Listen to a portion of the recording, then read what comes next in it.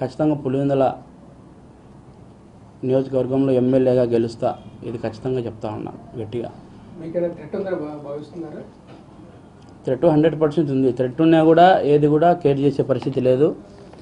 ఎందుకంటే ఈ యుద్ధంలో నేను కూడా పాలు పంచుకోవాలని అనుకుంటాను. ఆ యుద్ధంలో నా ప్రాణం పోయినా కూడా ఎటువంటి ఇబ్బంది లేదు. జగన్ గారు రాక్షస పాలన అన్నారు, ఆయన ఏదో హత్యారాజు మీరు కూడా అట్లాంటి కేసులో ముద్దాయిగా ఉన్నారు కదా, మీకెందుకు ఓటేయాలి? కరెక్టే. అంటే జగన్మోహన్ రెడ్డి గారు చేయించినారు కదా అవన్నీ కూడా.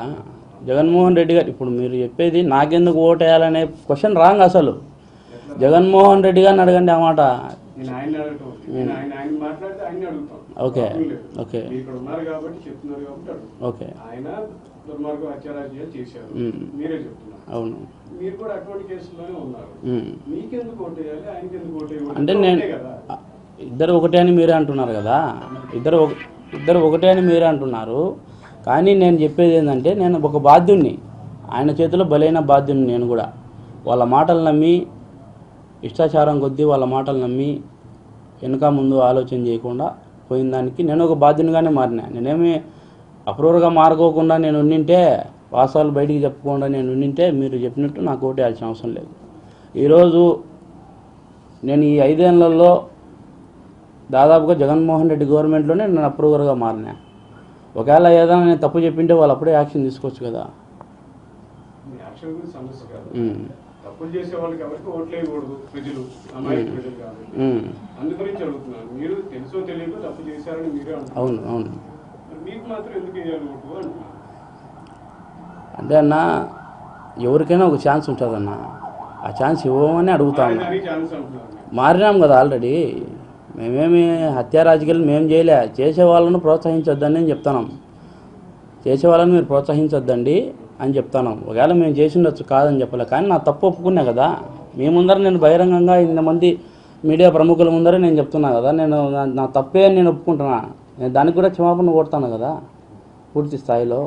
జగన్మోహన్ రెడ్డి పూర్తి స్థాయిలో ఎలాగైనా సరే ఈసారి కూడా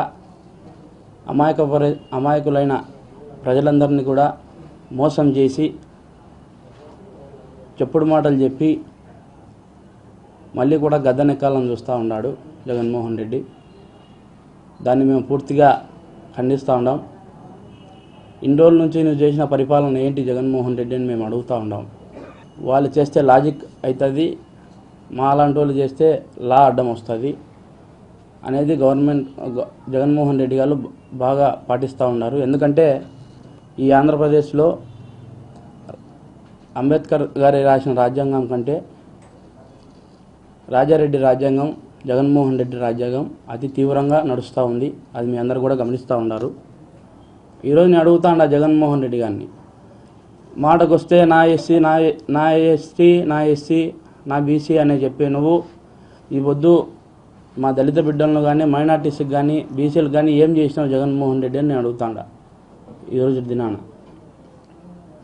అంటే పూర్తిగా ఎవరైతే వాయిస్ అవుట్ చేసేవాళ్ళు ఆంధ్రప్రదేశ్ గవర్నమెంట్ మీద ఎవరైతే ఇది తప్పు అని చెప్పిన వాళ్ళు అందరి పరిస్థితులు కూడా ఏమవుతాయంటే ఈ రోజున కేసులు కట్టించుకోవడం, తీవ్రంగా కొట్టడం, తీవ్రంగా జైల్లోకి పంపించడం, లేదంటే వాళ్ళని హెరాస్మెంట్ చేసి ఆత్మహత్యలు చేసుకునే అంతవరకు దారి తీయడం.